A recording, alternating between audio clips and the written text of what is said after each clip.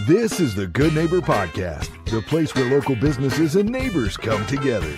Here's your host, Brandon Andrus Green. Welcome to the Good Neighbor Podcast Live. Today we're talking baseball, community, and the people behind some of Tulsa's most memorable nights at One OK Field. I have the pleasure of introducing Justin Gorski, General Manager at Tulsa Drillers. Justin, how's it going? It's going great, Brandon. Thanks so much for having me.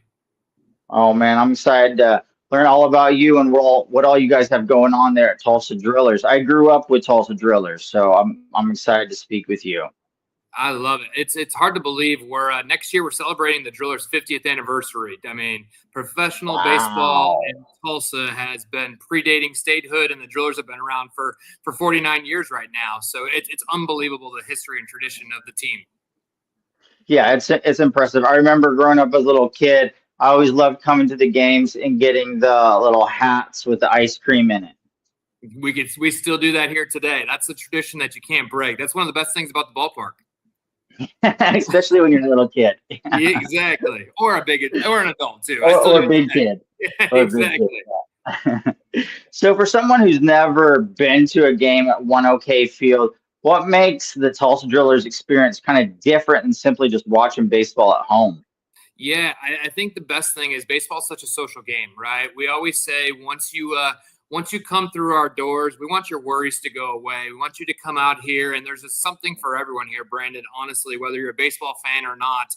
Obviously, the game's happening on the field, and we have some of the top talent in all of minor league baseball. You know, we've won 63 games already this year. We won the first half. We're a Dodgers affiliate, so we got some of the best players that are going to be in professional baseball here in a very short time. But then there's a little something for everyone, right? There's Hornsby out here for the kiddos and the splash pad and the playground. And then there's drink specials for the adults that want to come out and have a couple beverages, some local breweries, or, you know, if you're a foodie, you want to come out and try something different and unique that you can't get at a restaurant. We got that out here too. So it's a little something for everyone, and the game happens in the background, and you can enjoy all your friends and family and get to know someone out here so it's a beautiful game, and I think that's a good way to put it. They call it the beautiful game, and I think that's a perfect sentiment to that. And you guys do fireworks, right?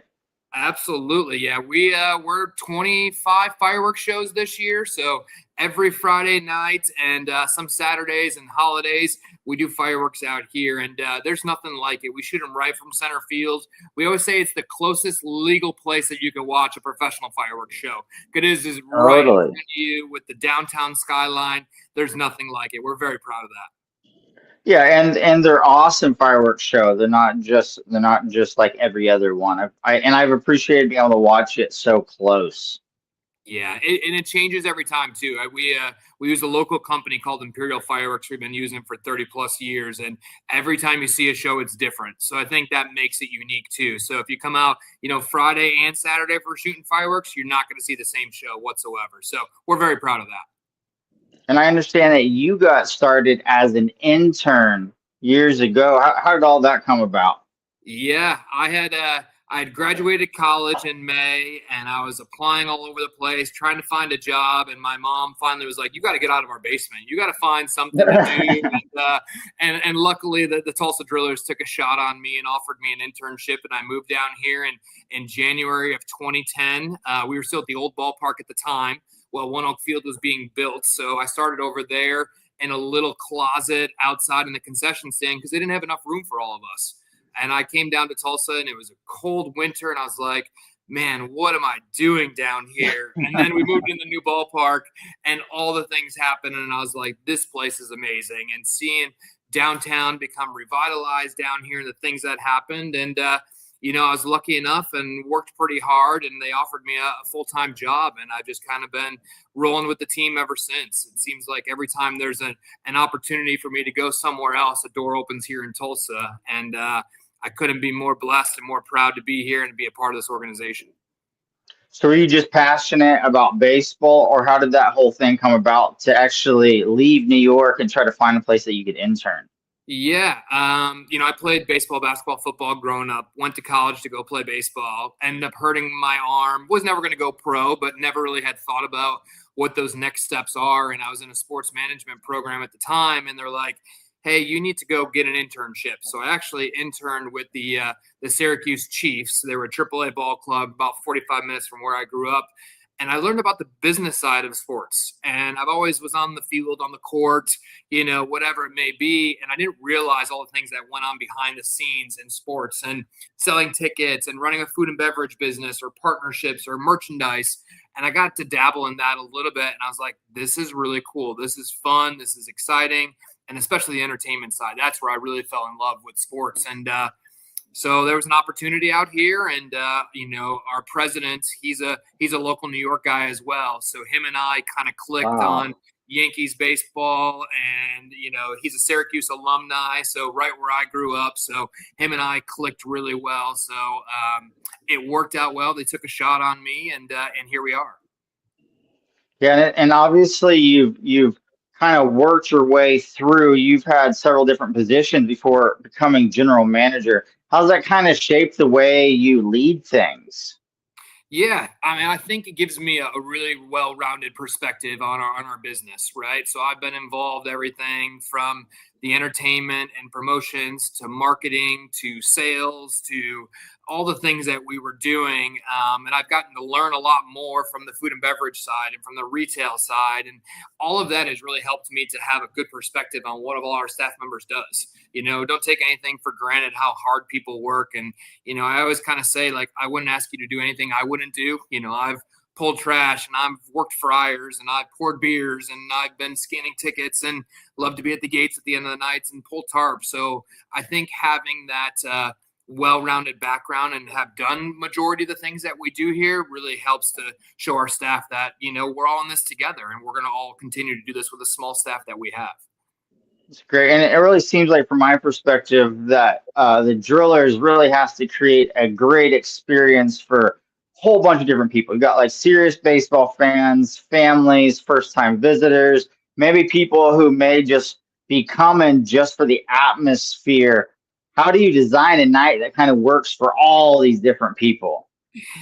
Brandon, you hit the nail on the head right there. That's the $1 million question, right? It's like, you got to do a little bit of it all, right? You got your traditionalists that want, they want to watch the game. They want to keep score in the old school playbooks there that they're keeping balls and strikes, and they want their classic hot dogs. And then you got the people that want to come out, like you said, for the entertainment, and they want more music and more things there. So we've really tried to balance all of those things that are happening here, where we've been doing more live music, right? When you walk into our ballpark during the day or walk in the ballpark at night, there could be a live saxophone player playing when you walk in through the gates, or we got the Thunder night coming up. We're gonna have the Thunder drummers out there and the cheerleaders, and then all these extra things. So it's a little bit of nostalgia plus all the extra things that we're trying to do on top. So I think we do that very well, but we can always continue to get better there too. Yeah, I've been to some pretty epic parties there at Drillers. You guys, guys know how to throw a good party, that's for sure. Hey, I appreciate that. That means a lot. That's we pride ourselves on that. We do probably over 150 events here a year, Brandon, over at the ballpark here, and being the main tenant of the ballpark, all the things that happen come under our umbrella. So it's really fun from the Drillers games where we play 69 of those plus playoffs during the season there, to FC Tulsa plays their soccer matches here. We did World Cup watch parties this year, Thunder watch parties. We do high school baseball games. We do beer fest. We do a little bit of everything. And, it's just great to be a community hub for, Tulsa and the surrounding communities. And you all really make it seem magical. The One OK field looks effortless from the stands, but I can imagine behind the scenes sometimes it's not so effortless. What's kind of happening behind the scenes that fans probably never see? Yeah, there's a lot, right? It's hard to believe our ballpark's 17 years old now, and it doesn't look that way. There's a lot of a lot of stadiums and arenas and ballparks that are almost 20 years old that look pretty dilapidated, and partner with the the stadium trust that owns the ballpark here to help keeping things up and moving and maintenance and looking good and fresh. And, I think we do a good job of not waiting for something to go wrong. We kind of look forward on those things. So our operations team does a fantastic job on that. Our food and beverage team looking at what they need, but also it's not staying complacent. I think very much for us is we're always trying to push the envelope. We always want to try new things, or, hey, if this concession stand or merchandise shop is not working the best, or we can tweak that a little bit, how can we raise the level? How can we do a little bit more there? So those are always the things that are running through my mind and our staff here is how can we continue to elevate and continue to get better? So when the fan comes in, like you said, it looks seamless, and that's what we hope for. Right. And I don't think the average person realizes, but you guys are also connected to the Los Angeles Dodgers Association. Is that correct? Yes. Yeah. We're the AA affiliate of the team. So each major league team has 4 affiliates: a low A, high A, double A, which we are, and then triple A, which is Oklahoma City. Just happens to be working out that way. So, our guys are the top level. That is, the back-to-back World Series champion Los Angeles Dodgers, and they're playing for another World Series championship this year. Last year, we had 12 guys that played here in Tulsa were on that World Series roster that won with the Los Angeles Dodgers. So, we always tell people, like, you're seeing the future stars that are going to make millions and millions of dollars on the biggest level right here in our in our backyard in Tulsa, Oklahoma at One Oak Field. And, you can get in here for $6. Come on out and enjoy it and see these guys and get an autograph and take a picture when you're this close, because you may not get that for a long time as they continue to move on. Yeah, and I'm curious, what are some of the misconceptions people have about running a minor league baseball organization? Yeah, I think, it's funny. I hear a lot of people are like, what do you do in the off season? What do you guys you just hang around and you whatever? And it's definitely slower, but that's when it all really comes into play. That's when all the planning, that's when all the things that, we work the hardest on, happen there so that we can have a really good season and it seems seamless when our fans come through. But that's a lot of the time when all the hard work happens there. And also, it seems like, you guys are a staple for Tulsa. It seems like Drillers is more than a team. You guys also serve as a gathering place for businesses, nonprofits, schools, families, and community groups. How's that work on your end?